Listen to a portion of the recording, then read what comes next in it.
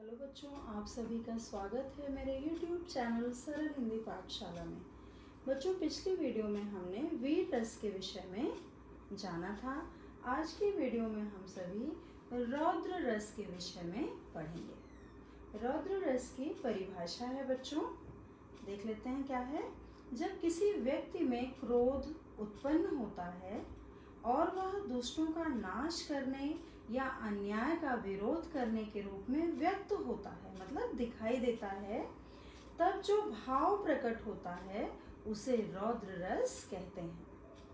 ठीक है, कब रौद्र रस उत्पन्न होता है एक बार और जान लेते हैं। जब किसी भी व्यक्ति में क्रोध उत्पन्न होता है और वह दुष्टों का नाश करने या अन्याय का विरोध करने के रूप में व्यक्त होता है, मतलब दिखाई देता है, तब जो भाव मतलब इमोशन प्रकट होता है उसे रौद्र रस कहा जाता है। बच्चों, इसका स्थायी भाव क्या है? स्थायी भाव मतलब मेन भाव, मुख्य भाव क्या है? क्रोध। किसका? रौद्र रस का। आलंबन किसे कहते हैं बच्चों? आलंबन कहते हैं जो रस का कारण होता है। तो रौद्र रस का कारण क्या होते हैं? शत्रु मतलब दुश्मन या कोई अन्याय करने वाला व्यक्ति। उद्दीपन होता है बच्चों रस जगाने वाले जो कारण होते हैं, रीजन होते हैं, जिसकी वजह से ये रस उत्पन्न हो रहा है। तो रौद्र रस में क्या कारण है बेटा? युद्ध, अपमान, अत्याचार, अन्याय, क्रोध उत्पन्न करने वाले दृश्य। ठीक है, और संचारी भाव क्या होते हैं बच्चों? साथ आने वाले भाव, उसके साथ जो भाव आते हैं। ठीक है, जैसे क्या होंगे वो? लाल लाल आंखें, कांपना, आवाज ऊंची होना। जब क्रोध में हम होते हैं तो हमारी आवाज ऊंची हो जाती है बच्चों। अब हम इसका देख लेते हैं उदाहरण क्या है। बच्चों, इसके देवता शिव जी हैं। किसके?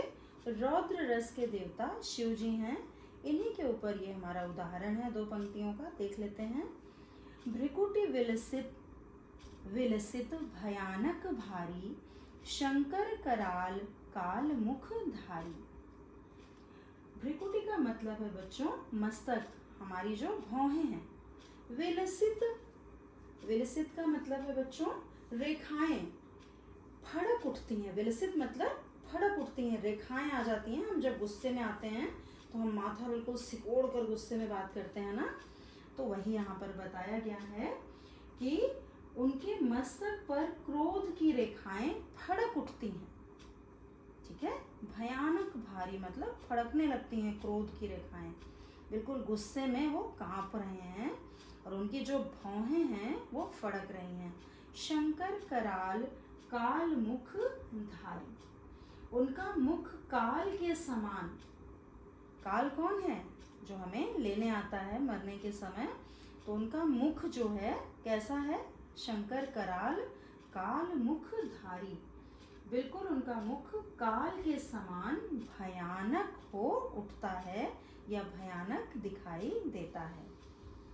तो आप देख रहे हैं ना, बिल्कुल क्रोध का वर्णन किया गया है शंकर जी के। तो इसका स्थायी भाव रौद्र रस इसमें उत्पन्न हो रहा है। इसका स्थायी भाव क्या है बच्चों? क्रोध। आलंबन क्या है? कामदेव। आश्रय मतलब कारण, जिसको शिव जी ने भस्म किया था कामदेव को, उस समय का ये क्रोध का वर्णन हुआ है बेटा। उद्दीपन क्या है? अपमान और विघ्न। विघ्न किसमें पड़ा? बाधा किसमें आई?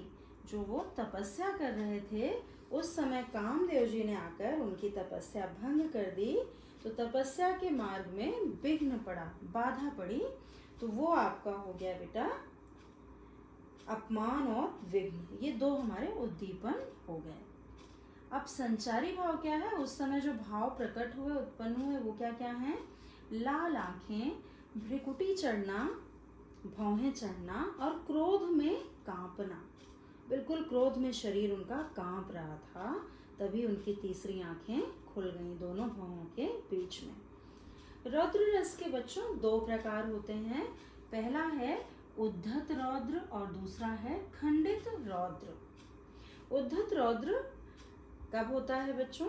जान लेते हैं हम। धर्म की रक्षा के लिए जो क्रोध किया जाता है उसे उद्धत रौद्र कहते हैं। जैसे राम, जो श्री राम हैं, उनका रावण पर क्रोधित होना, वो धर्म की रक्षा के लिए उन्होंने क्रोध किया था रावण पर, तो वो उद्धत रौद्र है। और खंडित रौद्र होता है बच्चों स्वार्थ या अपमान से उत्पन्न क्रोध। स्वार्थ या अपमान से जब कोई क्रोध उत्पन्न होता है, गुस्सा आता है, तो उसे खंडित रौद्र कहा जाता है। जैसे किसी भी व्यक्ति का अपने अपमान पर क्रोध करना, स्वयं का अपमान किसी ने किया तो उस पर जो क्रोध हम करते हैं वो खंडित रौद्र होता है। तो ये हमारा बच्चों रौद्र रस पूर्ण हो गया। अब हम मिलते हैं बच्चों अगले वीडियो में नए रस के साथ। आप इस रस को बहुत ही अच्छे से पढ़िएगा, समझिएगा।